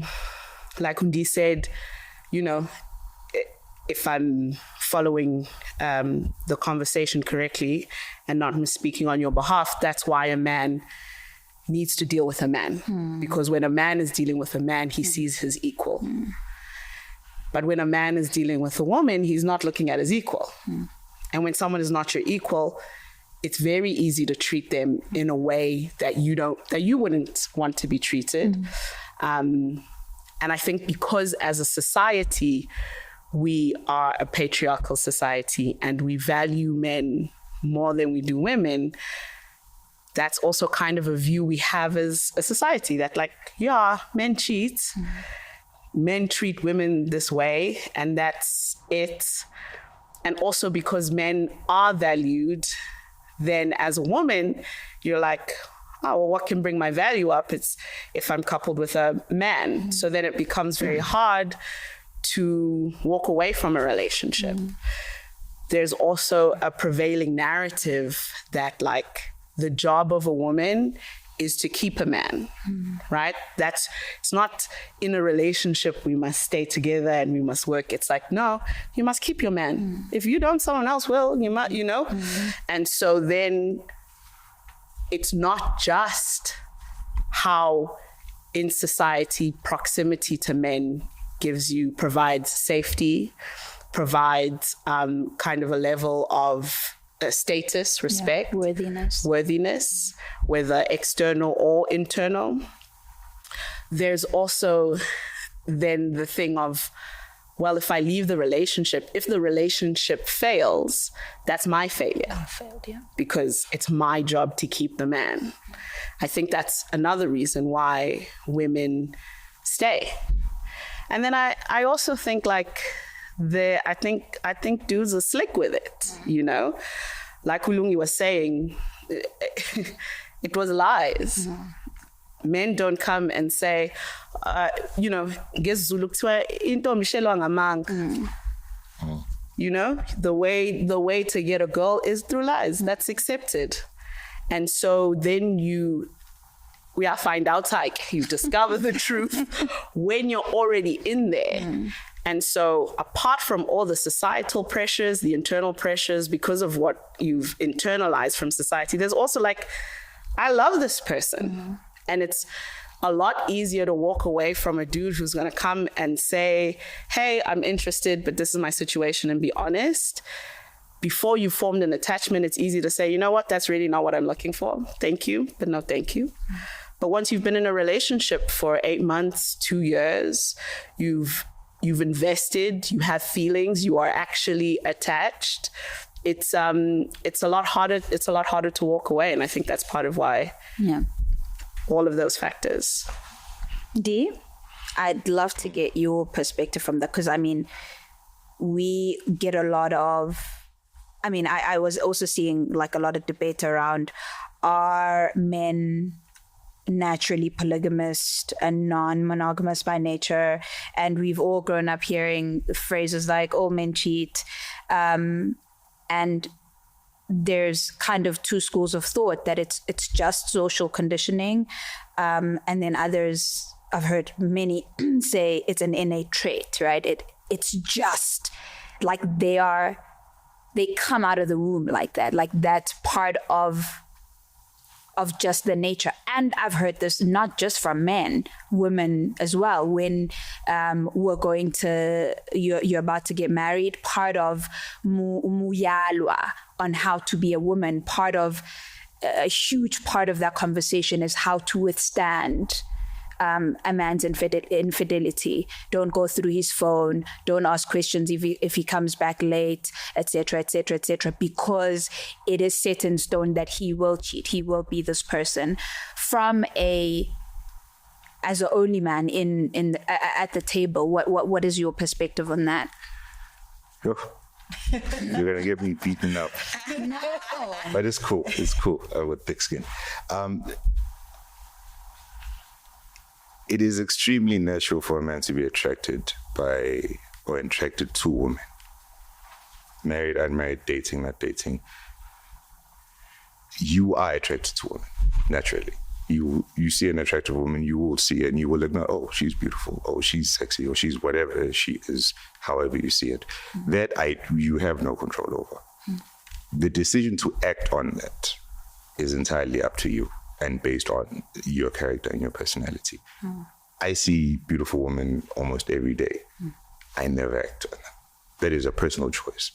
Because I'm married, because of the life I want to live, as much as it is a natural impulse to see and acknowledge and recognize somebody beautiful or something beautiful, my free will and my discretion comes in. As much as she is beautiful, as much as I think she's eyeing me, I am choosing not to act on this because of what I am trying to build. So the distinction comes in there. Historically, once again, we look at Mama, we look at Okoko. Infidelity wasn't necessarily a deal breaker. And so it was somewhat normalized for men to do that. It wasn't necessarily, oh, he cheated once, I'm done, let's call it quits. And so that culture was formed. The standard, dare I say, for infidelity or lack thereof wasn't as high as it is becoming or is now. And so that's a precedence that was set. As men grew up, it just, no, you can't. Just if you get caught, peak, or if you get caught, Olisa, no matter. We built that culture over time. And now we're in a space where there's now that resistance where women are saying, no, for me, it's a deal breaker. So this is where we draw the line. And now, naturally, men are having, or boys are having a resistance to that because it's like, no, but my dad used to do it and his marriage never ended. Omkulu did it and he was fine with the Koko. They lasted 50 years. So what's now the difference with you? And so now it's that clash of, we now need to change that. And women are fighting, and society, we're trying to fight and change and saying, no. Infidelity is a deal breaker now. And that's not going to be an overnight thing. Because again, how you can look at it from a universal perspective, you look at it from a cultural perspective. There's still people in the rurals today, men and women alike, who, as you were saying, who believe that, no, men will cheat and it's just, he's going to come back. As long as he comes home, we're dealing with worlds that still acknowledge and believe that. And so, as I was saying earlier on, when I'm speaking to the responsibility of men is, you are more than welcome as a woman to go to a young boy and try to tell him these things. See how effective that would be. It won't land. And this is not me saying I wish it wasn't. This is not me saying women don't have that. The reality of the world is you as a woman, you don't even need anyone's permission. You can go to a 13, 12-year-old boy and tell him these lessons. The truth is he won't listen to it and it won't land. That's the reality we're facing. And that's why I'm saying men have that responsibility because we know this. I know that 13-year-old boy won't listen to my wife. I know he'll listen to me though. So I have a responsibility to go there. And this is what I'm saying as far as the responsibility of men. We know these things to be true because our cultures for the longest time have taught us these things. And so now we're dealing the hand that we're dealt. We're working with what we have. I know that I have a stronger voice with these guys. I cannot in good conscience say, no, women should go and talk to him because they're in close proximity to him. I know they're going to fail. What if part of your role became changing that?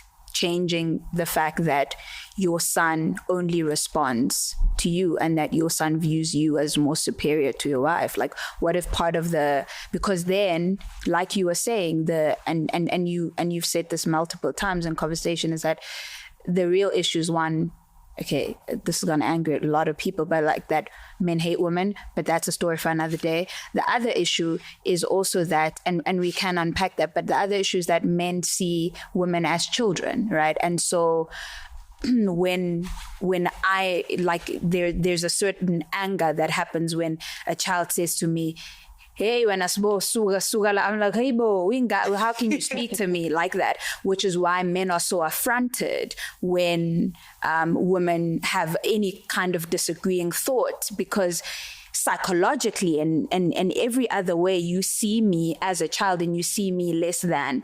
And so then that's what you will hit me or you will walk away, whatever the case is, because how dare this little thing speak to me this way?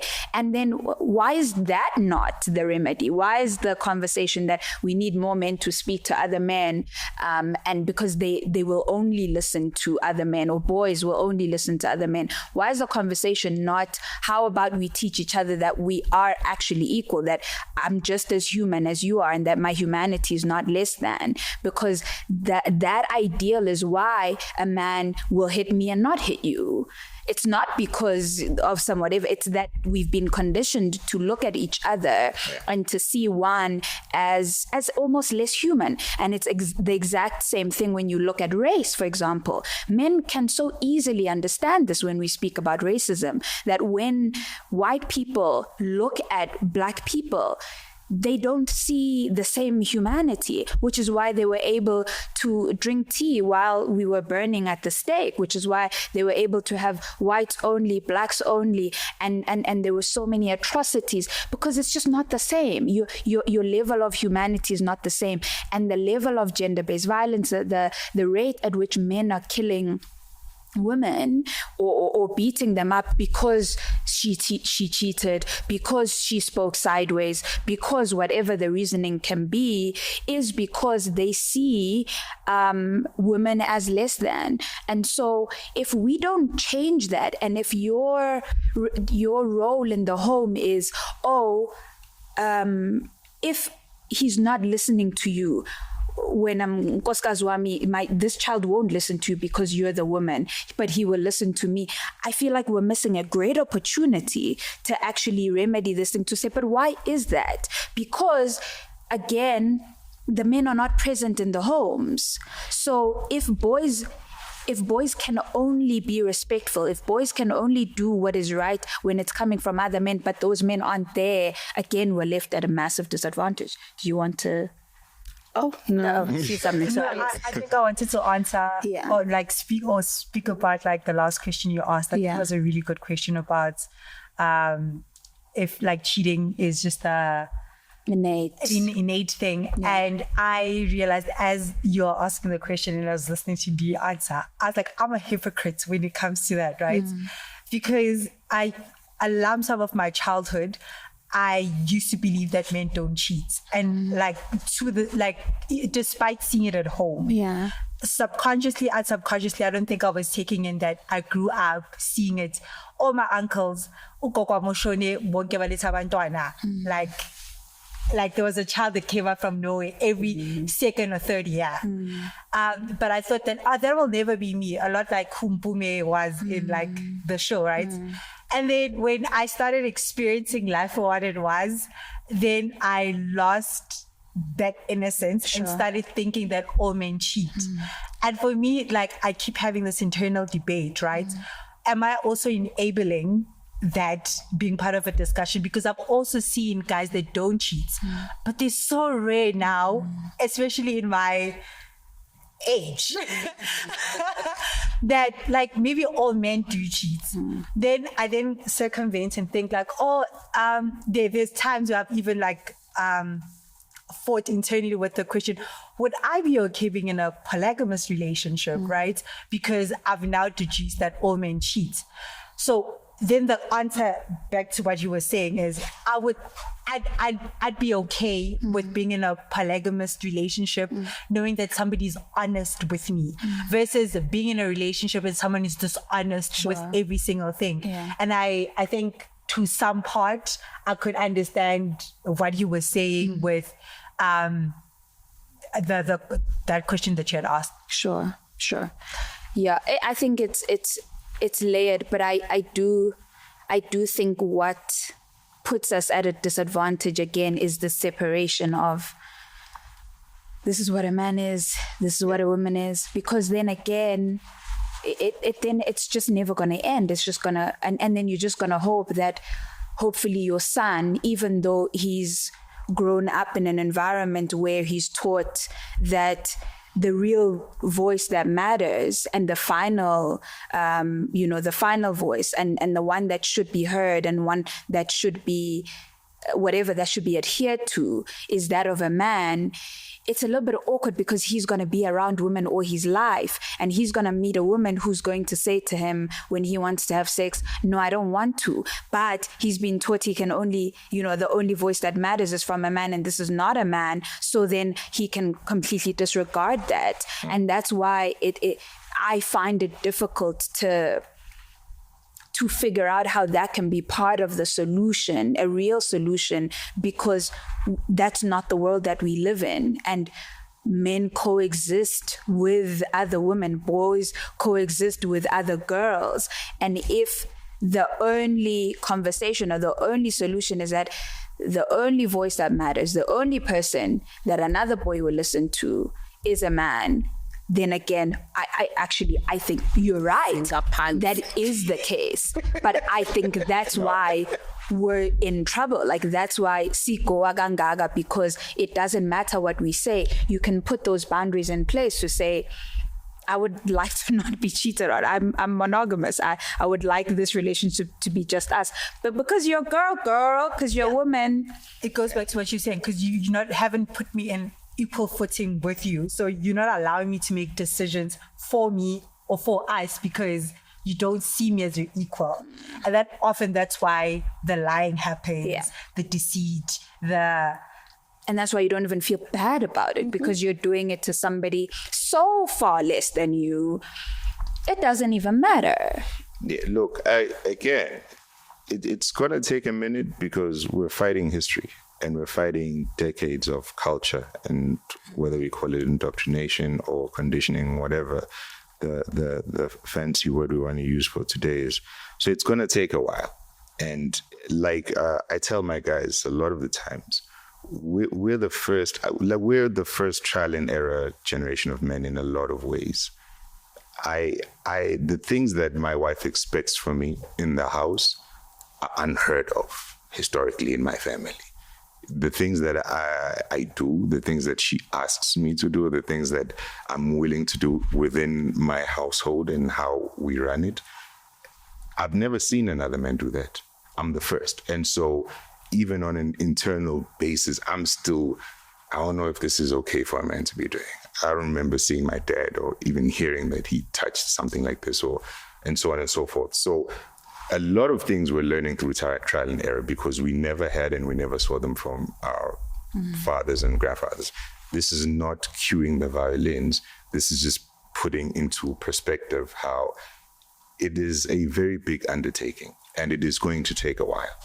Because again, the degree, as much as we can say we don't see a lot of men showing up, I live and I stand in a position where I'm seeing a considerable amount of men actively and intentionally being more present within their households, within their children's lives, whether they're changing nappies, they're doing school runs, they're attending sports events. I'm seeing a lot of men doing a lot more things that we don't or have a historical record of doing. So that is progress to me. This very conversation alone, I'm the only man amongst 3 women, and we're having a mature conversation. There's no who is better than who is above. This is we're equal, having a healthy conversation. This is progress. 5 years down the line, umfana ohlala emakhaya who knew me because my house is 5 houses away is when I see, okay, that's a seed that's planted. For some, maybe it's not enough, but it's a seed that's planted. So I don't think it is gloomy. I don't think we're doomed. I am optimistic. I live in a world where I'm surrounded by men who I respect, men of honor and men of integrity. I gather with them on a regular basis. It's just us. We'll hike, we'll feast on meat. When we're done, we'll call our families, the children, though. We're all there. We're creating this lifestyle. So I'm not in a position where I can honestly say we are hopeless or we should give up. Absolutely not. Quite the opposite. And I do genuinely understand and agree with what you're saying. A vast majority of our society is not that way. I do not take lightly the position of privilege that I am in, having to witness and experience this. I'm very well aware of the reality that the vast majority of our people are living under. And this is why my constant call and work is, I'm speaking to men and saying, we need to pull up our socks. We need to show up here. And however that looks up, maybe you will disagree in this way, maybe you'll agree. It's fine, as long as we're having this conversation and we're pulling up our socks and trying to be better. And that's where I'm coming from. And I'm saying, we need to do better. I'm not speaking for women. I have no qualifications to speak on what women should do. No interest in that. Mine is, I only speak to my guys and say, my daughter, let's do what we need to do. That's it. Before we, because I'm going to come to you all for parting shots, but you wanted to say something? Oh, no, I just wanted to say feast on meat is a say we meet, we feast on meat. We feast on meat. I didn't even pick it up. I mean, I do want to say I agree with you. I do think there is a change. I do think there's a generation of men and fathers who are looking at doing it differently than the people who have come before. I see that in my own life. I can attest to that when we feast on meat too. And I do think as well, to Spo's point earlier, that I do think part of the conversation has to be about beginning to change the way that we view women as a society, and, men specifically, women as well, just as a thought experiment, how many problems that we face would be eliminated if women were truly viewed as full, whole, and equal human beings, full humans, equal to men. How many problems would be solved? I think that does need to be a part of it, because I think a society which believes that women are less in the way that children are, it's why children are vulnerable. Frankly, it's why children are a vulnerable population, is because we don't view them as full human beings. And so you can tell a child, go sit in the corner. You can tell a child, a child's no isn't a no. And I think that it is dangerous to not see people as full and equal people. And the ultimate outworking of that can only be so many of the problems that plague our society now. It's like femicide is the natural outworking of a society that doesn't value or deem women as full human beings. But of course, Alilap doesn't start there. It starts with, why would I tell you the full truth if I know being honest with you means I won't get what I want? It's the same way you tell a child, Mom, are there peas in there? I don't like peas. No, there are no peas in there. It's good for you. Have some, So I do think that's a big piece of it, is beginning to, as we feast on meat and speak with each other, and since this is the mantle you've taken on and the mandate you've given yourself to talk to the men, to within those circles begin to really examine internalized misogyny, which, by the way, not just gents have. We all grow up in a patriarchal society, and so we all have internalized misogyny. And I think that beginning to unpack that, beginning to unlearn that, to uproot it, and really working towards seeing the truth, which is that women are full, whole, equal human beings. And once, bestowing in our own minds and beliefs full human rights to women, I think that's a big step towards finding ourselves in a world where women don't feel they need to enable a Jonasi, but also where Jonasi, the space for a Jonasi to operate is less and less, because neither men nor women will take someone treating another someone like that. Yeah.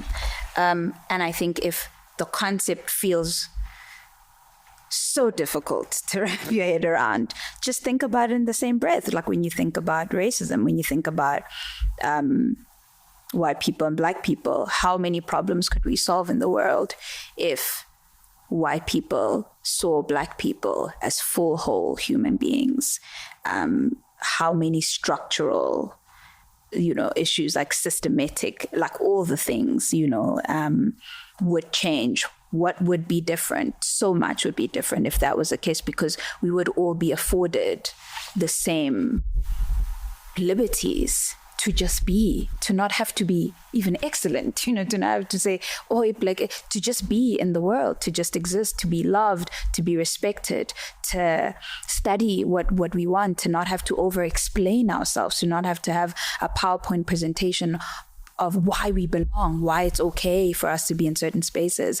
And I think if we, because I know that the one cause that black men and women can really kind of band together with, we all agree what an injustice, racism has been. And I think if we could then move beyond that and come together and see what an injustice it is when we view women as less than, and how it has contributed to so many of the social ills, perhaps we could move from a better place. I just think what makes it difficult is that then for a lot of men, this may land as it makes them less special. And now, so now what is my, what makes me different because I'm a protector, and I think if you can move beyond that and be like, it's actually so much better for you because you can just be a human. Whether you can provide, whether you can whatever, because even the protection, there are men that can beat you up to pulp that you won't be able to protect me from. I can't then look at you and say, I don't have a man, same B. But if we're working with that definition, I think it's so much better for all of us. And to close off, I have to say thank you so much to all of you guys for being a part of this conversation, and for being so open, and for being so respectful of each other's views, for being open to disagreeing even with the writers of the show, and the people who led us here. And before we close off, I'd just like to go to each one of you and just ask. I'll start with you, Lungi. You found yourself in a really precarious position, but in a position that so many other people do as well. What is the one thing that you wish both women and men could take from the show? And I want you to separate them, like the women as well as then the men, just based off of your own experience, in a way that could help us move forward and kind of move the needle in having these conversations. I think the biggest thing for me is accountability and owning your truth and power.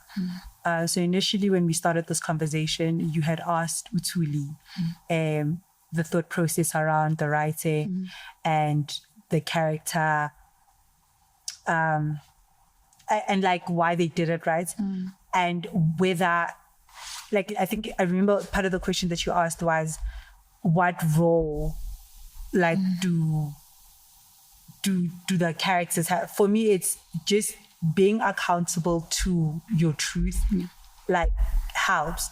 Because if I don't look in the mirror and say, okay, I'm a horrible human being, or I've hurt A, B, C, then there's no way that I can ever improve. Like there's always like a need for people to see their flaws and see what makes them wrong and try find solutions for it. In particular to the characters, the women and the men, I think the woman firstly, a lot of people have had the discourse about them being enablers.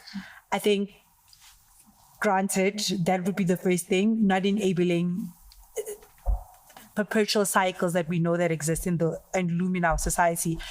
But secondly, it's inherently being okay with saying, no, this is not for me.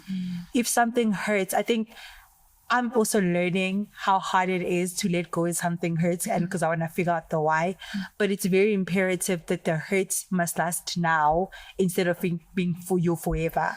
I'd rather take 3 years of crying and reeling over Ususiso or Jonasi than having 30 years of crying. Like, just saying, no, this is not for me, should be enough, because all those characters, that's all they failed to do. Matipa failed to leave. Essie failed to leave. Joyce signed the divorce paper but still didn't want to leave, even though they knew that there were more consequences in them staying. And then with the men, I can't speak for the men, but more so, I think, going back to the accountability thing that I said, there is room for guys to say, I am not in my best position. I could be a better human being in terms of being honest and living a life that has character and honor. I think that's the biggest one. Yeah. Because I think the biggest thing is, like, no mind, right? Or like my peers and the guys that they idolize, sorry. It's just a matter of just be honest with them. Girls are actually open to it. Just like play the honesty cards with humans and like just be nice. Just be nice human beings to women. I think that for me is the biggest one. Gotcha. B? It's a tough. No, it's so simple. It's tough. Okay. Like it's a respect thing. We need to respect each other, which we do not. Women no longer respect men no longer respect women. And with all of our differences and differing opinions and views, we'll never get on the same page for as long as we miss that mark. So in everything that I do, whether with my guys or with women, I always endeavor respect first. I'm okay if I don't agree with you. I don't need to agree with you. You don't need to agree with me. But respect me. And I'm gonna respect you, and we can figure it out from there. So I think a huge part of, particularly in the Black community, is the lack of respect for one another. And that's never gonna serve us any good. We can point fingers and say who started it. It's fair. But it's not going to solve anything. We can point fingers and say, yeah, but you did it more than me. It's not going to fix anything. We can throw out all of the numbers. But at the end of the day, if we want to fix it, if we want to change it, then we need to come to the table and say, okay, cool. Let's not amnesia forget what happened, but let's wipe the slate clean. Let's take it from here. Let's respect one another. Let's see how we can make this thing work. Everything else, I believe, comes after that. I don't think it's that deep. I don't think it's that complicated. It really is a simple thing. Just respect me. Let me respect you, and we'll figure it out. It's really there. Sure. So yeah. Your question, Thuli, is going to be slightly different. What is? I want you to answer the same thing in the sense that what are your parting words, or what is it that you wish people would take from the show? And I guess it's the same. What is it that you want us all to not miss? Like there's a lot of great conversations that we can have about the show. We can point at Jonas, we can point at Matipa, we can be angered. But what is the one thing that in all of these conversations, one or two things that you really think we should not miss, like that we would have missed the point if we don't reflect on this? Sure. Yeah, it's sheesh. Maybe 3 things. First, one is maybe superficial is not the right word, but and that is, when we were in the writing room trying to think about how to adapt this book into a show, part of what we were thinking about what is the truth of the story that Sue was telling, and how can we make sure, even if we change things or whatever, that is present in the show. And what we came to in the room as like kind of the thesis of the book is a bird and a fish can fall in love, but where will they build a home? Joyce was a monogamist. Jonasi is a polygamist. And how can those two coexist? And to that, I suppose I would say sometimes you can't be a bird that is in love with a fish, and it can be real love. But if you try to go down and build a home with them, you will drown. Yeah. And if you're the fish in love with the bird and you try to go up to build a home with them, you'll suffocate. So sometimes they can be love. They can be attraction, they can be a draw, and it can still not make sense. It can still kill you. It is okay to walk away. It's okay to stay where you are. Then I would say, I want to echo what Lungi was saying about accountability. It's also something that you mentioned earlier about consequences. All of our actions have consequences. And I think if we miss that in the show, we'll miss an opportunity. Yeah. Of course, it's easy. Jonasi is the villain. It's easy. And listen, I could talk about Jonasi for weeks. And men and this and that, of course, is the low-hanging fruit. And that is a big thing people are contending with. So, of course, we must engage with it and discuss it. But I think we miss an opportunity for a deeper conversation if we stop just there. Because every character in that show took actions, better or for worse, that had consequences on other people. Joyce, her decision to stay, to allow him back, we saw how that played out in the children. Jonasi's decisions, of course, we see how that plays out. Matipa herself, the decisions she made to leave Magesh, to be with Jonasi, to insist on marriage, to be, in everything that we do as people, we don't exist as an island. And so all of our actions have a ripple effect and a consequence, which doesn't mean you must behave one way or the other. But I think because we live in community, it's important to consider that, because you don't want to have unintended consequences through your actions. I think it's good to interrogate that. And then accountability, and I'll give 2 examples from the show, or rather 3. I saw something, where it was a TikTok someone was making, and they were saying, men so often say, but these young girls, they throw themselves at us. What are we supposed to do? The young girls are seducing us. The young girls throw themselves at us. And with Sarah, the character, there's a moment where she goes in to kiss her uncle, Magesh, and he stops her immediately. The lips don't meet. He gets up. What the hell are you doing? What is going on? Like, absolutely not. Go straight to her mother to say, Laleta, there's a problem. This is what the child has done. I understand it's because there's something else going on. This has to be dealt with.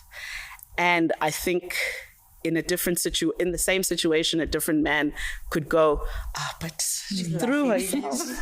What must I do? Yeah. Well, what you must do is be the adult. And what you must do is the right thing. And what I like about the character of Magesh is I feel over the course of the show, we see him grow into doing the right thing, which I think is a piece of an accountability. It's just because you spent a long time making a mistake, it doesn't mean you have to commit to it. It doesn't mean you can't change your mind, He spent, I think, a long time doing not the right thing, but he didn't let that be his destiny forever. He was able to say, like, oh shit, maybe there's a better thing to do. And then let me do that. another accountability when Sarah has tried to kiss her uncle, is lost, it's going through all the things because of what Jonasi has put her through and 18 years of living the secret and so forth. Her mother says, no, we're going to Umuntu. There's a spirit, there's a curse, it's got it. And Isangoma says, no, ma'am, that's not what's happening here. There's no curse over this child. The issue is she's chasing someone who doesn't love her. That's her father. And unfortunately, you are never going to get the apology that you need. He's never going to change his behavior. But what does that mean for you? What is your responsibility in that to yourself and your own life? Because we often find ourselves in situations we didn't ask to be in and we didn't put ourselves in. But once you're there, part of it taking accountability is not just seeing how and where you've injured people, is also saying, yeah, but I am. So what is my responsibility to myself in my life? Yeah. How am I going to get out of this? What am I going to do? And I feel like, I don't want people to miss that, that we are the captains of our own fate and destiny. Sometimes you get dealt a raw hand and it isn't fair, but that's the hand you have. And you can sit and say, "Kwaze wapeta, why me?" Or you can say, "Kwaze wapeta, why me? But okay, this is what I have. What am I going to do with it?"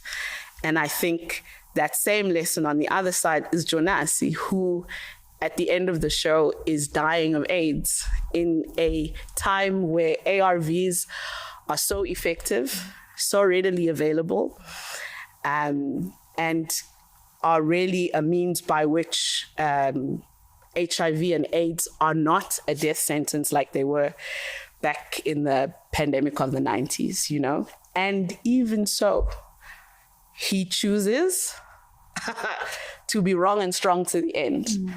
But if he had taken accountability, I think part of his problem is he'd have to start to admit that he was wrong, start to face all the harm he had caused. And instead of doing that, instead of taking accountability, he chose to live in denial, which is what causes his death in the end. Because he had the pills there to save him all along. He just refused to take them.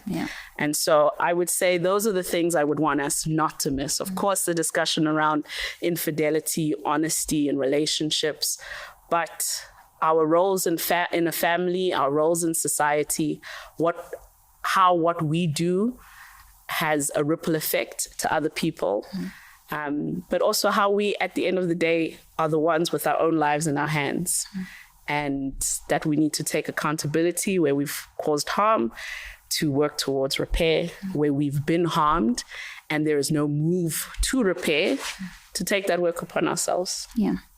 Can I just ask you something out of interest? Your logo, Yes. The ripple effects of the water. Yes. What you were just saying, was that based on, was like the... It's all in there, girl. Okay, got it. Like fish, why? Amanzi, why? I get it now. So much symbolism, so much. And I think also, just to close off, I've seen such great conversations go on, and one of I loved something that this Lihle wrote. I think she was a poet, but she wrote about one part of the show that she found so significant. And it's when Jonas, which I think so many of us could have overlooked, when Jonas is eating the cake, he throws it on the floor. And then at some point he goes back down, goes back to the cake, looks at it and eats it again. And she talks about how often men will do that, will throw you away, like devalue you, but still want to consume the very thing that they've devalued, still want to consume the very thing they've said is not good enough, the very thing that they've said they don't want to choose. But part of what I think as my parting shot that I really hope people don't miss, I think are two scenes that really stood out for me is, when the show starts, you see Menzi. Menzi's a sweet boy who is so kind, who's so he's a decent human being, actually, in the sense that even when the one guy's saying, oh, go ask her out, he's like, no, she's got a boyfriend, I don't want to, and then at some point he talks about consent, like that, you can't do that. And he's just living his life so aware of how his actions affect other people.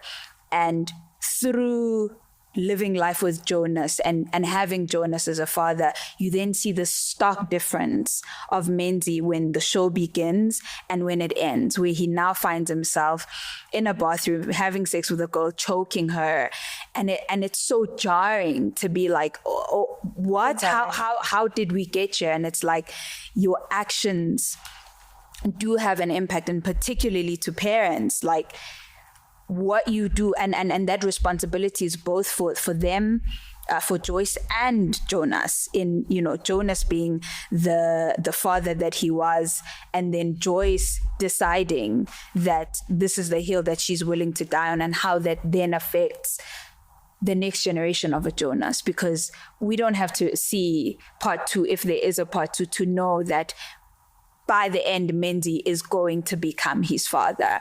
And I think that's the thing. Like they say, the definition of stupidity is doing the same thing and hoping to get different results. If we say we want to be the generation that wants to change these things, we can't do it by acting the same way that our parents did. We can't do it by walking the exact same path that these same men that were saying that our grandfathers and whatever walked. We have to be willing to do something different. And there's bravery in that. Otherwise, we just perpetuate the same cycle. But in the same breath, there's also one scene that I think is so important to everybody that was watching, particularly women. And it's when Matipa's talking to her mom and she's saying, but I love him, I love Jonas. And it's when her mom is saying, this situation doesn't make sense for you. And she says, no, but I love him and I love him so much. And then her mom says to her, but do you love you? Do you love yourself? And I think that was, I had to pause. I literally paused that and I asked us to play it again, because I thought that was so brilliant in saying, yes, I hear you. You love him so much, but what about you? And at the end of the day, we can't give so much of that, all of that love that we can't give to ourselves. And I know that in the society, it is so easy to be a woman and to not love yourself. In fact, it's the easiest thing, because we are told that the worst thing to be is a woman. The worst thing to be is a girl. Oh, don't cry like a girl. Oh, you're walking like a girl. You're doing this like a girl. So it makes sense for us to have disdain for ourselves. But we have to be able to work on that internalized misogyny. We have to be able to have real conversations about ourselves to say, why don't I love myself? And what does it look like for me to start working at that? And what decisions that I've made reflect the fact that I don't love myself? And you'll see the people that you let stick around in your life, the relationships that you stick around too long for. It's just because you don't love yourself. And I thought that is something that we should all ask ourselves in every situation, so that we're able to move on and love others, So yeah, I'm so grateful for you guys coming through. I'm so grateful for the conversation, and I hope that the conversation continues at home. It's not necessarily about agreeing. I hope you've learned from this conversation. We can differ, but it's also important that we are actively thinking about what actually makes sense. There's so many things, there's so many practices that we've continued that don't actually make sense. They don't actually serve us in the long run. So what does it look like for us to critically think about who we are, how we're showing up, and why? And what is it that we can change? Thank you so much to everybody for coming through. Like I said before, if you haven't seen The Polygamist, what are you doing? Go do the right thing. There are lots of spoilers here, but it'll still be worthwhile. Please support the incredible work that these people have done, as well as Sue Nyathi's book. If you haven't read it, definitely go read it.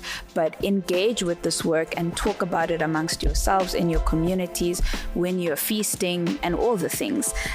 Really appreciate you. Until next time, goodbye.